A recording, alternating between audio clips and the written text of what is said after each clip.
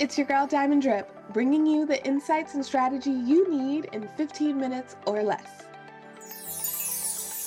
In today's episode, I'm going to talk about how psilocybin helped heal my depression and my business. In order to do that, I came up with a few questions that it would make sense to ask myself in order to explain how that happened. The first question, naturally, is what is psilocybin?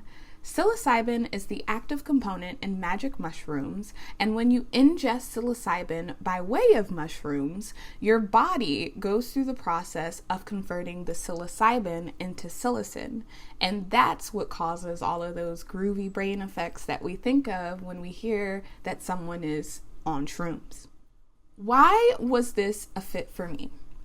When I was 14, I was diagnosed with bipolar 2, and the depression from that was debilitating.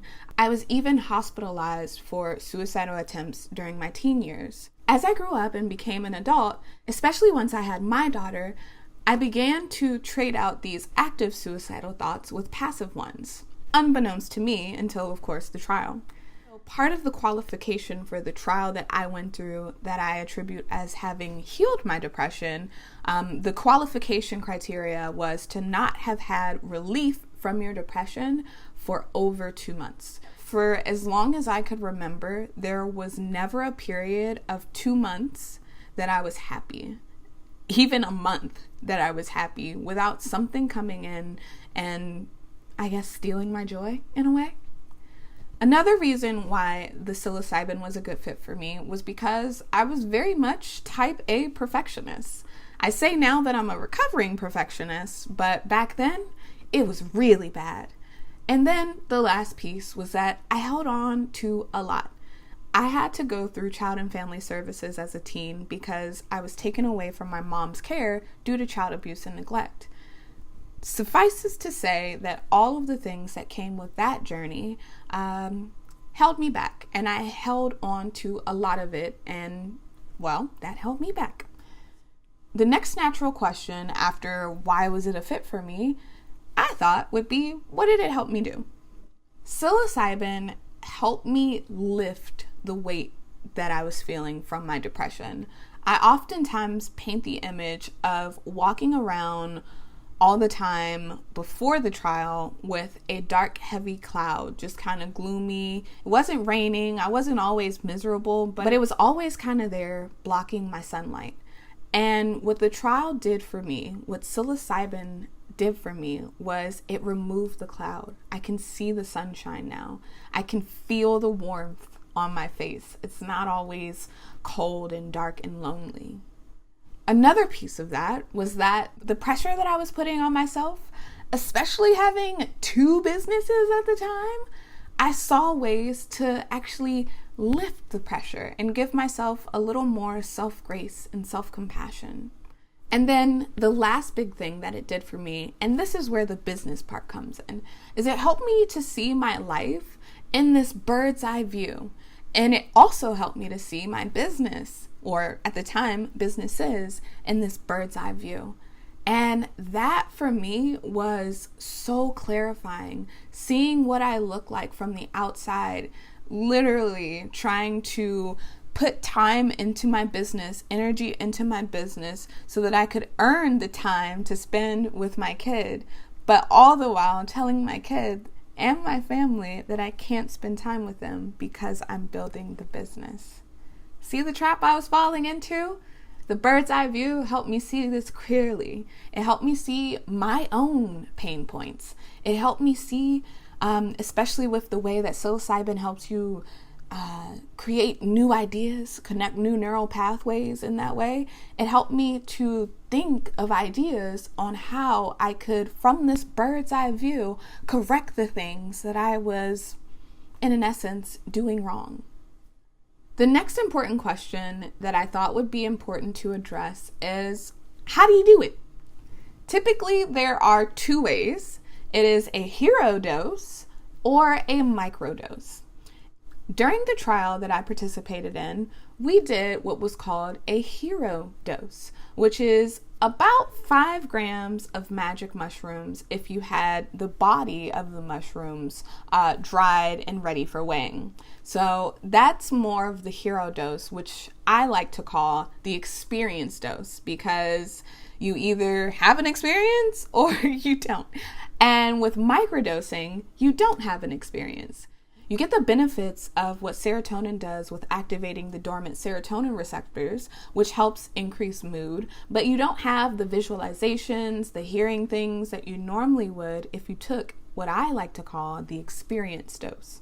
So that's really the main difference. In the trial, it was like 5 grams of mushrooms, but we didn't actually take mushrooms. They actually distilled or found a way rather to scientifically extract the psilocybin out of the mushrooms and put them into these cute little itty bitty capsules. I tried to do this at my recreation home trip, and I was not so successful, to say the least. When it comes to microdosing, I thought this question would be super helpful for anyone who's been hearing about psilocybin. Maybe in your area you have psilocybin that's accessible, but you don't want to go full force into the experience dose. But you've heard about microdosing and you just didn't have anyone to ask. So here's the next question. How does microdosing help me? One of the biggest things, especially now that I've been on a couple of medicinal trips, my first was at the trial, and then I've since recreated the clinical trial settings at home. I would say that the biggest thing that microdosing helps me do is it helps me prioritize my energy. I know the things that matter to me, my family, spending time with them, making an impact in the world, like being able to help people. And so sometimes I lose sight of that because of my background. I have a visual communications degree with a concentration in graphic design. I've also done the work to make myself a reputable marketer by taking courses and trainings. So as a consequence, my brain, which is very much a Tainer DCS personality style, if you know, you know, I'm very goal oriented. So I really sometimes rely heavily on my technical pieces while I should be focusing on connection. And so when I'm connecting with people, when I'm letting them know how I can help, or they're letting me know how I can help them, or whatever it is, however I can serve, I feel in alignment with who I am and what I'm put here to do. I feel like I am living my purpose versus the tech pieces, which just really sometimes make me feel overwhelmed. Not because I don't know how to do them, but because they're time consuming and, you know, they could be delegated. Another thing that microdosing helps me do is be more understanding.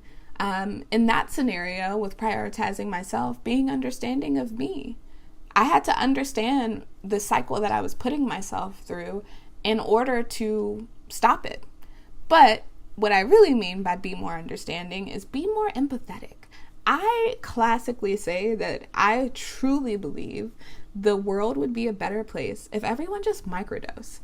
One of my main beliefs for this is because if you look at any traffic ever, anywhere, you will see that most of the time the source is an accident, people rubbernecking or navigating around it, or you'll see that it's normally a place where people either merge onto a highway and people have to yield on both sides, or any other sort of like yield, like merging onto it or off of an exit. Like it's usually those pockets. And that's because people have to step out of their ego and let people in. They have to slow down. They have to abide by the law.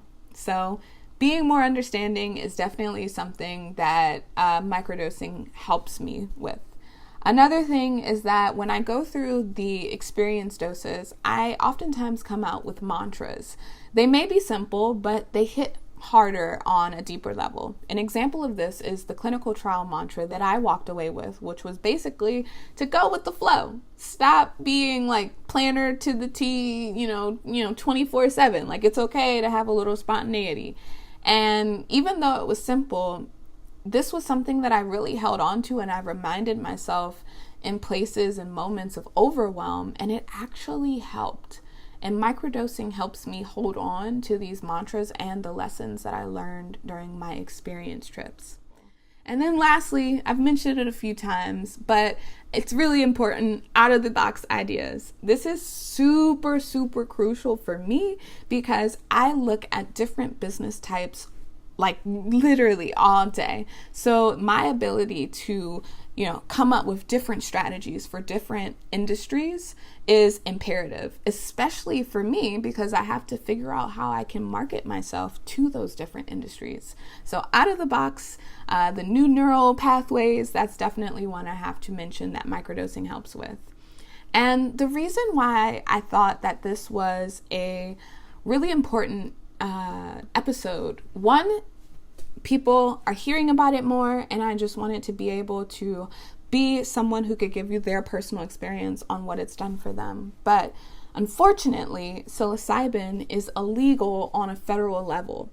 So I wanted to make sure that I let people know, especially if you've made it this far into the episode, that there's an opportunity.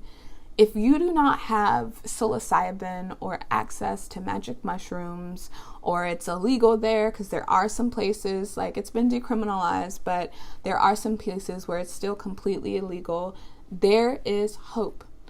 I was able to distill the steps that my brain took into a process that I walk my clients through.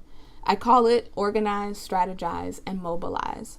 I'm able to help my clients step out of overwhelm and see things in a new light that makes it easier to stay the course when, quite frankly, life starts lifing. I'm able to empower them to see their business from that same bird's eye view standpoint, allowing them to access and prioritize their passions. So if that sounds like something that you might be interested in, if it's a new way that you want to take your business through, I highly encourage you to book a free 1-hour strategy session with me. I would love the opportunity to sit down and get to know you and your business better and see if it's a good fit to do more work together. Until next video, thanks so much.